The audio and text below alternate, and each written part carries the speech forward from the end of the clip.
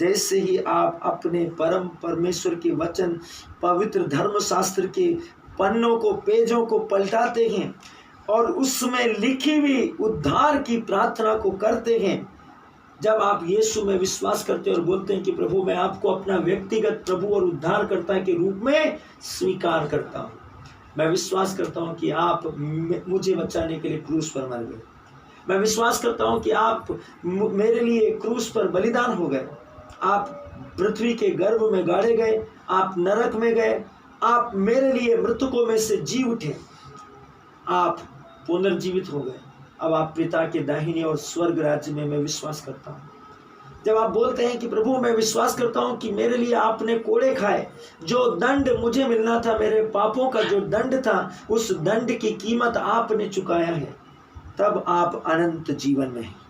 Bible कहती है कि जब आप इस अध्ययनिका के पीछे के पेज 65 जो वास्तविक संग्रहता मैंने आपको बांटी थी, उसके अंदर जो 76 पेज नंबर है, उसमें एक उद्धार की प्रार्थना लिखी हुई है, उसको आप रोज पढ़िए, रोज नियमित कीजिए। वास्तविक संग्रहता जो आपके पास में है उसमें 76 पेज पर एक उद्धार की प्रार्थना लिखी, उसको आप रोज पढ़िए। जैसे ही आप उसको पढ़ते हैं आपने अनंत जीवन पा लिया विश्वास के द्वारा। बाइबल कहती है उद्धार की प्रार्थना करने के द्वारा अभी मसीह में आओ। जब आप उसे पढ़ते हैं तब आप कहाँ में आ जाते हैं? मसीहत में। आप घर में आ जाते हैं, आपके संघर्ष समाप्त हो जाते हैं, आपके स्ट्रगल समाप्त हो जाते हैं, आपको किसी दूसरी चीज़ के लिए क्वालिफाइड करने की ज़रूरत नहीं, कोई आपको डिसक्वालिफाइड नहीं कर सकता। आप कभी पूछ नहीं होंगे, आप हमेशा सिर होंगे, हमेशा अव्वल होंगे, हमेशा सर्वश्रेष्ठ होंगे। इस विश्व में सबसे महान आपके अंदर रहता है, तो आप इस विश्व में सबसे महान और शिरोमणि होंगे। Hallelujah, hallelujah, hallelujah, hallelujah, hallelujah, hallelujah. कभी भी मत स्वीकार कीजिए मेरे प्रियो, जो दूसरों की जिंदगी में हो रहा है, अविश्वासियों की जिंदगी में हो रहा है, वो आपके जिंदगी में हो रहा है। आप उससे बोलो मैं यीशु के नाम से अस्वीकार करता हूँ। आप बोल सकते हैं, आपके पास में अधिकार है, क्योंकि महान आपके अंदर रहता है।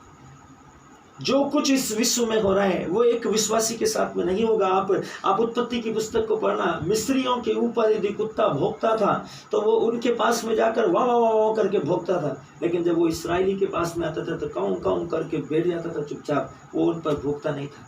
बाइबल बताती है इसका प्रमाण। इसराइलियों के घरों में उजाले थे और मिस्रियों के घर में अंधेरे थे। इसराइलियों के घरों का पानी साफ था और मिस्रियों के घरों का पानी लाल हो गया था। इसराइलियों के घरों के अंदर कोई मेंढक, मच्छर और मकड़ी और कीड़े और जहरीले सांप नहीं थे, लेकिन मिस्रियों के घर, उनके बर्तन, उनके अन्न और जल, सब स्थान दुष्टता के रेप्टाइल्सों से, जीव जंतुओं से भर गए थे। परमेश्वर सर्वशक्तिमान का वचन कहता है कि जो विश्वासी के साथ में होता है वो अविश्वासी के साथ नहीं होता, और जो एक अविश्वासी के जिंदगी में होगा वो कभी भी विश्वासी के जीवन में नहीं हो सकता। आपके अंदर महान है, आप घर में हैं, आप परमेश्वर के राज्य में हैं, आप यीशु मसीह में हैं, आपके साथ में वो कभी नहीं होगा। और इसे कभी स्वीकार करना भी मत। अपने विश्वास में दृढ़ रहिए। कभी मत बोलना कि जो सबके साथ में हो रहा है वो हमारे साथ में हो रहा है। कैसे एक मसीह के जीवन में, एक विश्वासी के जीवन में, एक धर्मी के जीवन में कैसे हो सकता है? नहीं हो सकता। नहीं नहीं नहीं मेरे प्रियो, नहीं। इसको अस्वीकार करो, इसको मना करो। यदि आपके शरीर में दर्द है, आप उसको बोलो यीशु मसीह के नाम में, दर्द तू कैसे यहाँ पर आया? मैं तुझे यीशु के नाम से कमांड करता हूँ, गो टू हेल। इसी समय नरक में जाए, in the name of Jesus Christ, mighty name of Jesus Christ. यीशु के महान नाम से मैं तुझे भगाता हूँ। आपने वचन में ध्यान से सुनना। वचन में यीशु ने कहा तुम मुझ में रहो और मैं तुम में रहूंगा, और मेरी शिक्षा यदि तुम में बनी रहेगी तो तुम वो करोगे जो मैंने किया, बल्कि मुझसे भी ज्यादा महान और सामर्थ्य के काम तुम करोगे। जब आप घर में हैं, मसीह में हैं, तो आप इस विश्व के महिमामय परमेश्वर के अभिषिक्त के, महिमामय परमेश्वर के पवित्र जन हैं। आप वस्तुओं को आदेश देने के लिए हैं। याद रखना, आदम से परमेश्वर ने यही कहा था, फलो फूलो और सृष्टि पर अधिकार करो। तुम आकाश के पक्षियों, जमीन पर रेंगने वाले और पानी के अंदर, और आकाश के पक्षी और जंगल के जीव जंतुओं के ऊपर शासन करो। आपको अधिकार दिया गया है, कोई आपके ऊपर शासन नहीं कर सकता। आपकी सेवा के लिए, आपकी सहायता के लिए स्वर्गदूत दिए गए हैं। बाइबल बताती है कि जब कोई पशु किसी मनुष्य के ऊपर प्रहार करता है और उस पर अटैक करता है, पवित्र शास्त्र में आया है उत्पत्ति के अंदर कि उससे उसका बदला लिया जाएगा, उससे उसका बदला लिया जाएगा, पलटा लिया जाएगा। हिंसक पशु यदि मनुष्य के ऊपर आक्रमण करते हैं तो यहोवा उससे पलटा लेगा। याद रखना, कुत्ता भी यदि आपको काट लेता है या आप तो भोंकता है तो वो न्याय के दिन उसको उसका दंड चुकाना पड़ेगा।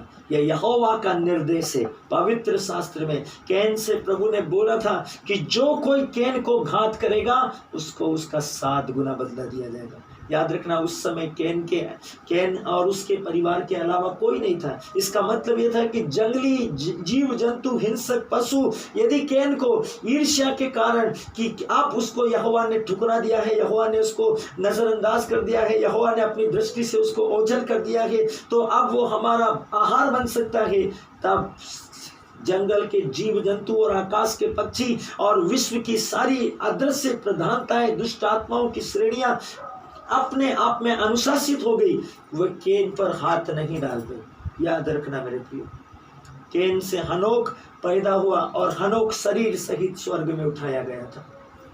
मेरे प्रियो, परमेश्वर का वचन कहता है जो विश्वासी के साथ में होगा वो अविश्वासी के साथ नहीं होगा, और जो अविश्वासियों के घरों में होता है वो कभी भी विश्वासियों की जिंदगी में नहीं हो सकता।